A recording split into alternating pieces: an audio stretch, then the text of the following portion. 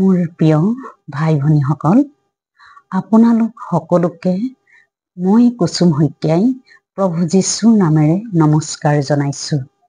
আৰু মই মোৰ প্ৰভু যীশুৰ লগতে পিতৃ ঈশ্বৰকো ধন্যবাদ জনাইছোঁ।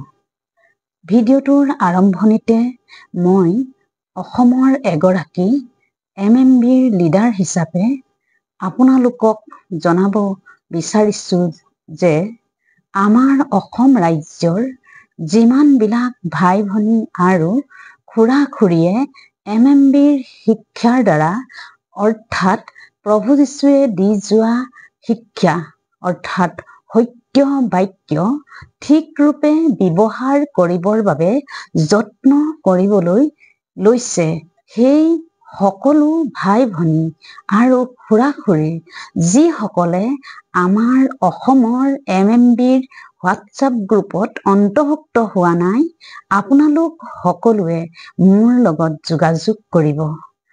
আমাৰ অসমৰ আৰু এজন MMBৰ লিডাৰ আছে, তেওঁৰ লগতো যোগাযোগ কৰিব পাৰিব। আমাৰ লগত যোগাযোগ কৰাৰ দ্বাৰা আপোনালোক অসমৰ MMBৰ হোৱাটছআপ গ্ৰুপত অন্তৰ্ভুক্ত হ'ব। মোৰ মোবাইল নম্বৰটো হৈছে 8135873686।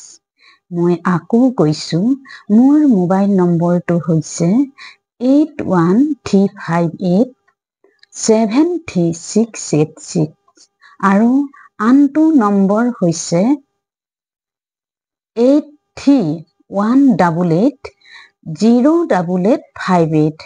আকৌ কৈছোঁ, আনটো নম্বৰ হৈছে 8318808858। এই নম্বৰটো হৈছে অসমৰ আনজন MMBৰ লিডাৰ গোবিন্দ কুমাৰৰ। আৰু ইয়াৰ লগতে মই আপোনালোক যিসকলে বাইবেল ক্লাছ কৰিবলৈ যোৱাৰ ইচ্ছা কৰি ৰাখিছে, সেই সকলোবিলাক বিশ্বাসী ভাই ভনী আৰু খুৰা খুৰীক জনাব বিচাৰিছোঁ, আপোনালোকে মুম্বাইৰ যি MMBৰ director and founder brother Daniel ৰাজৰ দ্বাৰা ঈশ্বৰে D12 শ্বৰ্ট টাইম বাইবেল কলেজৰ যোগেদি বাইবেলৰ যি পুংখানুপুংখ আৰু বিশদভাৱে যি জ্ঞান শিক্ষা আমাক দান কৰোৱাইছে, আপোনালোকে সকলোৱে যাতে তালৈ গৈ সেই শিক্ষা গ্ৰহণ কৰে, যাতে সেই শিক্ষা গ্ৰহণ কৰাৰ পৰা যাতে আপোনালোক দূৰ হৈ নাথাকে। কিয়নো মই তাত গৈ যি শিক্ষা 7 দিনতে গ্ৰহণ কৰিবলৈ পাৰিলোঁ, তেওঁৰ দ্বাৰাই পবিত্ৰ আত্মাৰে যি বাইবেলৰ যি পুংখানুপুংখভাৱে যি সৃষ্টিৰ আদিৰ পৰা আৰু প্ৰকাশিত বাক্যলৈকে যেনেধৰণেৰে আমাক বহলভাৱে কোনো খুটি নাটি নৰখাকৈ ত্ৰুটি নকৰাকৈ তেওঁ আমাক বাইবেলৰ সম্পূৰ্ণ যি জ্ঞান শিক্ষা দান কৰিলে, আৰু এয়া একমাত্ৰ ঈশ্বৰৰ ইচ্ছাৰ দ্বাৰাহে সম্ভৱ, আৰু তাক আমি আচৰিত মানিবই লাগিব। আৰু ঈশ্বৰৰ ইচ্ছাৰ দ্বাৰা সেই শিক্ষা দান কৰোৱাৰ বাবেহে 7 দিনতে বাইবেলৰ সম্পূৰ্ণ অধ্যয়ন আমি লাভ কৰিব পাৰিছোঁ। ঈশ্বৰৰ ইচ্ছা নহ'লে কেতিয়াও ই সম্ভৱ হৈ নুঠিলেহেঁতেন। আৰু সেয়েহে পিতৃ ঈশ্বৰৰ লগতে প্ৰভু যীশুক ধন্যবাদ জনাইছোঁ। প্ৰথম শতিকাত পৌলক যিদৰে পাচনি হিচাপে নিযুক্ত কৰি যি পৰজাতিবিলাকক শিক্ষা শুভবাৰ্তা প্ৰচাৰৰ দ্বাৰাই যি বাইবেলৰ শিক্ষা দান কৰোৱাইছিল, ঠিক সেইদৰে এই 21 শতিকাতো ব্ৰাদাৰ ডেনিয়েল ৰাজৰ দ্বাৰা প্ৰভু যীশুৱে এজন শুদ্ধ আৰু সত্য জ্ঞান শিক্ষা দিয়া, ঠিক ৰূপে বাক্য ব্যৱহাৰ কৰোৱাই আহিছে। আৰু তেনে শিক্ষক নিযুক্ত কৰি আমাক তেওঁৰ দ্বাৰাই যি শিক্ষা দান কৰোৱাইছে, তেওঁৰ সন্তানবিলাকক যোগ্য কন্যা ৰূপে যুগুত কৰি তুলিবৰ বাবে তেওঁৰ লগত নিব পৰাকৈ আৰু তাৰ বাবে আমি প্ৰভু যীশুক কোটি কোটি ধন্যবাদ জনালো। এতিয়া মই আজিৰ বিষয়টোলৈ আহিছো। বিষয়টো হৈছে আমি বাইবেলখন কেনেদৰে পঢ়িব লাগে বা অধ্যয়ন কৰিব লাগে। আজি এই বিষয়টো ঈশ্বৰৰ ইচ্ছাৰ দ্বাৰাহে ক'বলৈ লৈছো। আমি বাইবেলখন পঢ়িবলৈ লওঁতে সদায় এটা কথা মনত ৰাখিব লাগিব যে বাইবেলখন আমাৰ বাবে, কিন্তু গোটেই বাইবেলখন আমাৰ বাবে নহয়।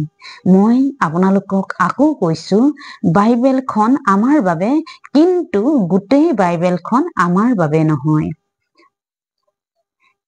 কিয়নো বাইবেলৰ গোটেইবোৰ বাক্য আমাৰ বাবে নহয়। ইয়াতে হয়তো মনত আকৌ প্ৰশ্ন আহিব পাৰে, আৰু অহাটো স্বাভাৱিক। প্ৰশ্নটো হৈছে, বাইবেল ঈশ্বৰৰ বাক্য নহয় নেকি? শুদ্ধ উত্তৰটো হৈছে, বাইবেল ঈশ্বৰৰ বাক্য নহয়, কিন্তু ঈশ্বৰৰ বাক্য বাইবেলত আছে। মই আকৌ কৈছো, বাইবেল ঈশ্বৰৰ বাক্য নহয়, কিন্তু ঈশ্বৰৰ বাক্য বাইবেলত আছে। সেয়েহে আমি বাইবেলখন পঢ়িবলৈ হলে কিছুমান কথা জনাটো দৰকাৰ। প্ৰথমটো হ'ল বাক্যৰ প্ৰসংগ, অৰ্থাৎ সন্দৰ্ভত ৰাখি পঢ়া, অৰ্থাৎ ইংৰাজীত কনটেক্সট। ইয়াৰ অৰ্থ হৈছে বাক্যৰ আগৰ পিছৰ, কিয় লিখিছে, কি লিখিছে, কি কাৰণে লিখিছে, কেতিয়ালৈকে লিখিছে আৰু কিমান সময়লৈকে লিখিছে। এই সকলোবিলাক কথা জানি লৈ বাইবেল পঢ়িলেহে বাইবেলৰ বাক্যৰ শুদ্ধ আৰু সত্য জ্ঞান শিক্ষা লাভ কৰিব পাৰিব। আমি সেইবাবে কোনো শিক্ষকে বাইবেলৰ বাক্য শিক্ষা দিওঁতে এই কথাকেইটা মন কৰিব লাগে। যদি শিক্ষকজনে বাক্যৰ শিক্ষা দিওঁতে বাক্য প্ৰসংগত বা সন্দৰ্ভৰ ভিতৰত, অৰ্থাৎ কনটেক্সট ৰাখি নপঢ়ে বা শিক্ষা নিদিয়ে আৰু পঢ়িবলৈ নিশিকায়, কিন্তু তেওঁ প্ৰসংগৰ বাহিৰত, অৰ্থাৎ আউট অফ কনটেক্সট শিকায় আৰু তেনেদৰে শিক্ষা দিয়ে, সেই শিক্ষা সম্পূৰ্ণ ভুল। মই আকৌ কৈছো, যদি শিক্ষকজনে বাক্যৰ শিক্ষা দিওঁতে বাক্য প্ৰসংগত বা সন্দৰ্ভৰ ভিতৰত বা কনটেক্সট ৰাখি নপঢ়ে বা শিক্ষা নিদিয়ে আৰু পঢ়িবলৈ নিশিকায়, কিন্তু তেওঁৰ প্ৰসংগৰ বাহিৰত, অৰ্থাৎ আউট অফ কনটেক্সট শিকায় আৰু তেনেদৰে শিক্ষা দিয়ে, সেই শিক্ষা সম্পূৰ্ণ ভুল। এই বিষয়ে 2 পিতৰ 3 অধ্যায় 15 আৰু 16 পদত কৈছে। মই বাক্যকেইটা পঢ়ি দিছো আৰু আপোনালোকেও আপোনালোকৰ নিজৰ নিজৰ বাইবেলখন মেলি লৈ চাই যাওক।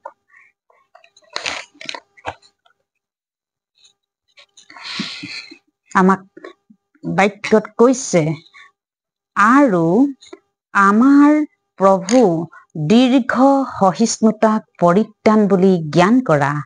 এইদৰে আমাৰ প্ৰিয় ভাই পৌলেও তেওঁক দিয়া জ্ঞান অনুসাৰে তোমালোকলৈ লিখিলে, আৰু এইদৰে আৰু এইবোৰ বিষয়ৰ প্ৰসংগ কৰি এইদৰে তেওঁৰ সকলো পত্ৰতো লিখিলে। সেইবোৰত কোনো বুজিবলৈ টান কথা আছে। অজ্ঞান আৰু চঞ্চল মানুহবিলাকে নিজৰেই বিনাশৰ অৰ্থে যেনেকৈ শাস্ত্ৰৰ আনবোৰৰ, তেনেকৈ সেইবোৰৰো অৰ্থান্তৰ কৰে। অৰ্থাৎ ইয়াত আমাক পিতৰে কৈছে যে বাইবেলত যি বাক্য আমাক দিয়া হৈছে, সেই বাক্যৰ দ্বাৰাই, অৰ্থাৎ সেই জ্ঞানৰ দ্বাৰাই আমি যিহেতু পৰিত্ৰাণ লাভ কৰো।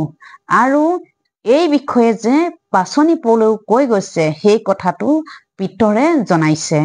আৰু তেওঁ লগতে বাক্যত কৈছে, আমি যাতে বাইবেলত দিয়া বাক্যবোৰ ঠিক ৰূপে ব্যৱহাৰ কৰো আৰু আনকো তেনেদৰে ব্যৱহাৰ কৰিবলৈ শিকাওঁ। যদি আমি বাক্যবোৰ কাটকুট কৰো বা বেকা বেকিকৈ শিকাওঁ আৰু আমিও তেনেদৰে পালন কৰো, তেন্তে আমি বাক্যবোৰ অৰ্থান্তৰ কৰা হয় বা হ'ব। আৰু 2 তিমথিয় 2:15 পাচনি পৌলে বাক্যত আমাক কৈছে, তুমি নিজকে পৰীক্ষাসিদ্ধ লোক, লাজৰ যোগ্য নোহোৱা কৰ্মকাৰী আৰু সত্যৰ বাক্য ঠিক ৰূপে বিভাগ কৰাত নিপুণ লোক কৰি ঈশ্বৰৰ আগত উপস্থিত কৰিবলৈ যত্ন কৰা। অৰ্থাৎ আমাক এই বাক্যৰ যোগেদি পাচনি পৌলে কৈছে, আমি যাতে বাক্য বাইবেলত দিয়াৰ দৰে সত্য আৰু ঠিক ৰূপে ব্যৱহাৰ কৰিব পাৰিছোনে নাই তাক নিজকে পৰীক্ষা কৰি চোৱাৰ দৰকাৰ।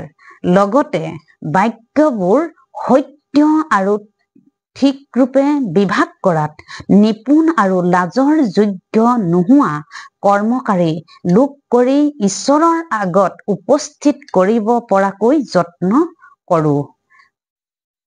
আৰু প্ৰভু যীশুৱেও আমাক মথিয়ে লিখা 5:19 কৈছে, এই হেতুকে যিকোনোৱে এই সৰু আজ্ঞাবোৰৰ মাজৰ এটি উলংঘন কৰে আৰু সেইদৰে মানুহবিলাকক শিকায়, তেওঁ স্বৰ্গৰাজ্যত সকলোতকৈ সৰু বুলি প্ৰখ্যাত হ'ব।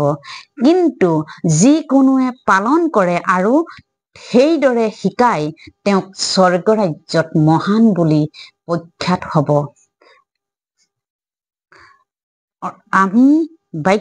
অৰ্থাৎ আমি বাক্যবোৰ বাইবেলত যেনেদৰে দিয়া হৈছে বা কৈছে, আমি সেইদৰে পালন কৰিব লাগে আৰু শিকাব লাগে।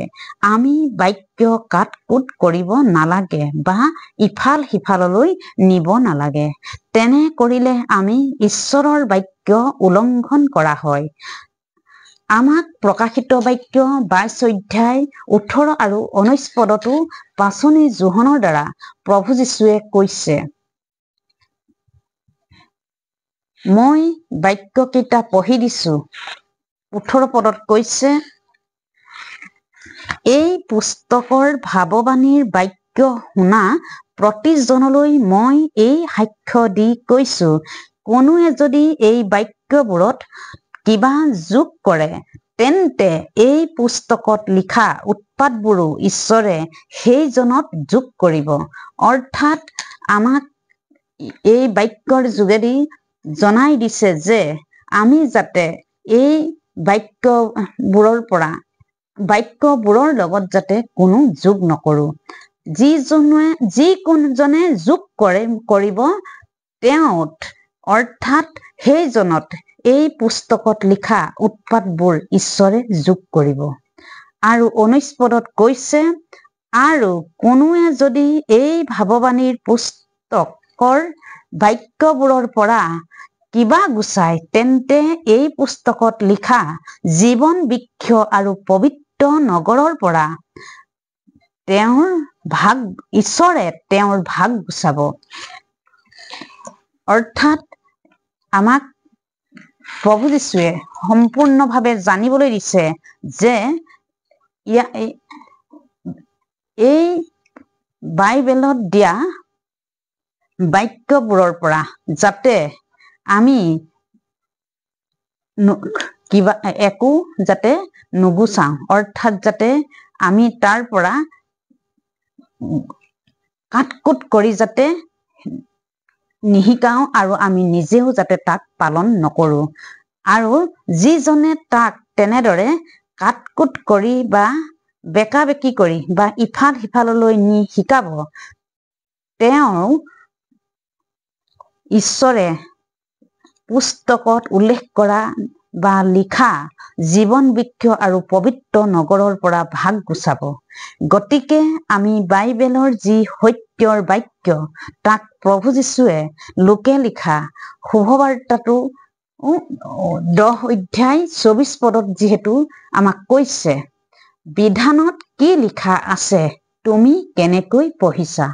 অৰ্থাৎ আমি এই বাইবেলত যিদৰে বাক্যবোৰ লিখা হৈছে আমি যাতে তাক তেনেদৰে পঢ়িবলৈ চেষ্টা কৰোঁ আৰু তেনেদৰে আমি পবিত্ৰ আত্মাই দিয়া সেই জ্ঞানখিনি আমি লৈ তেনেদৰে তাক আনকো আমি যাতে শিকাওঁ আৰু শিক্ষা দিওঁ আৰু তেওঁবিলাককো তেনেদৰে পালন কৰিবলৈ শিকাওঁ।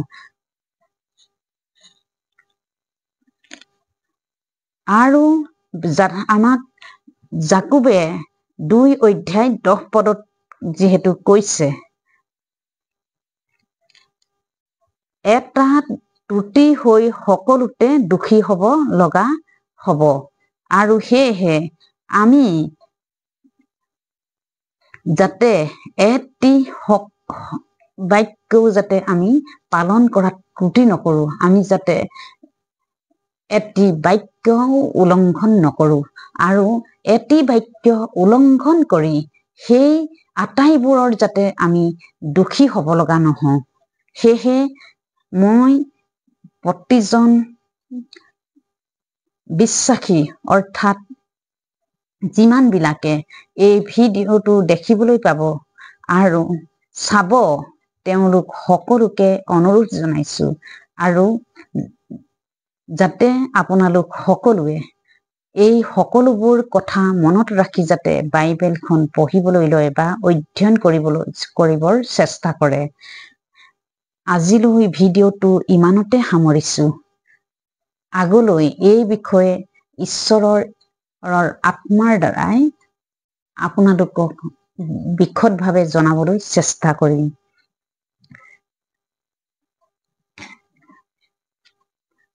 মোৰ বিশ্বাস এই ভিডিঅ'টোৰ দ্বাৰা আপোনালোকৰ বাইবেল অধ্যয়ন কৰাৰ লগতে আত্মিক জীৱনটো উন্নতিত সহায়ক হ'ব বুলি। পুনৰ নতুন এটা ভিডিঅ'ৰ সৈতে আপোনালোকক লগ পাম বুলি আশা ৰাখিলোঁ। মোৰ এই ভিডিঅ'টো লাইক আৰু শ্বেয়াৰ কৰিব, লগতে মোৰ চেনেলটো ছাবস্ক্ৰাইব কৰিব আৰু কাষতে থকা বেল আইকনটো টিপি দিব, যাতে মই দিয়া ভিডিঅ'সমূহ আপোনালোকে দেখিবলৈ পায়। প্ৰভু যীশুৰ শান্তি আৰু অনুগ্ৰহ আপোনালোকৰ আত্মাত থাকক। আমেন।